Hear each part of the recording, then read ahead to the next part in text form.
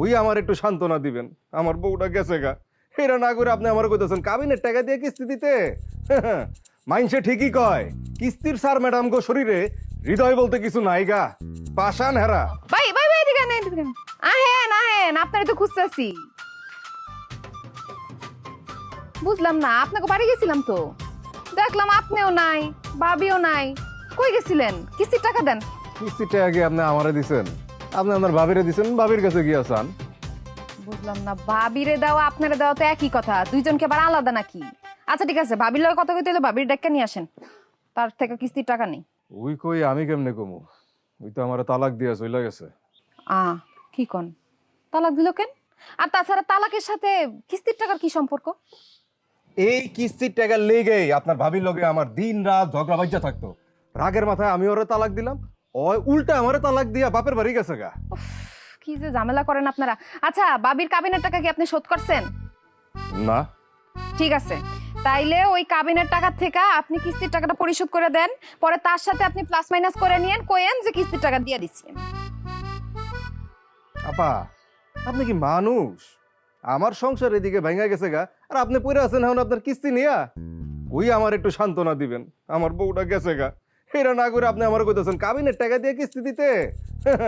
মাইনসে ঠিকই কয়, কিস্তির স্যার ম্যাডাম গো শরীরে হৃদয় বলতে কিছু নাই গা, পাষাণ হেরা। ভাই আপনারা পেঁচায়েন না তো কথা। দেখেন, আজকে চাকরির প্রথম দিন, এই টাকা কালেকশন করে আমার বাড়ি যাইতে হইব। তাছাড়া আপনাকে দুইজনের টাকাই আমার উঠানো বাকি। আমার জামাই ওয়েট করতেছে আমার জন্য, আমার যাইতে হইব, তাড়াতাড়ি টাকাটা দেন। ওরে আপা, আপনি বাড়ি যান না, আপনাকে আটকা রাখছে কেটা? আমরা তো আপনাকে আটকা রাখি নাই। শোনেন আপা, আমার বউ না থাকলেও আমার কিন্তু বিবেক আছে। আমরা অন্য মানুষের বউ আটকা রাখি না, বুঝছেন? আপনি তাড়াতাড়ি যান তো, তাড়াতাড়ি যান। নইলে মানুষ যদি দেখে যে বউহীনা বাড়িতে একজনের বউ এসে এখানে দাঁড়া রয়েছে, তাহলে কিন্তু আপা একদম সিসি পড়ে যাবো।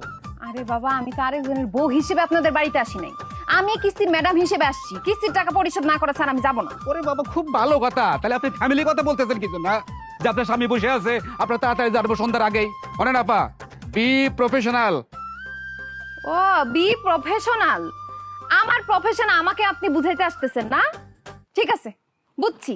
আমার কি করতে হবে আমি বুঝে গেছি। মানিক ভাই, আপনার কিস্তির টাকা তো বাকি আছে, তাই না? আর আপনার কথাবার্তা শুনে যেটা মনে হলো আপনার কাছে টাকা পয়সাও নাই কিস্তির টাকা দেওয়ার জন্য। হ, আপনি একটা কাজ যদি এখন করে দেন, তাইলে এইবারের কিস্তি আপনার জন্য মাফ। কি কইতাছেন আপা? সত্যি? কি করা লাগবে আমার খালি কোন? কিস্তির টাকা মকুব করার লেগা যা করা লাগবে আমি এখন তাই করব।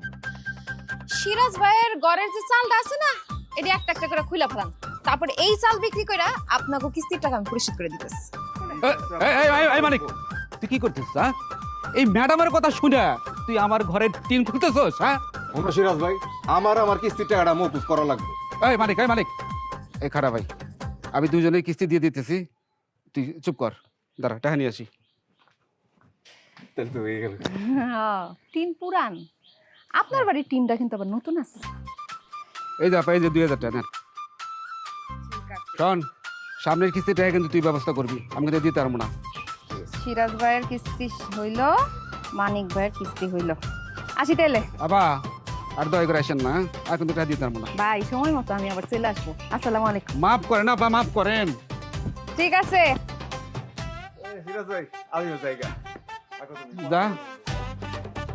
কিস্তি রে।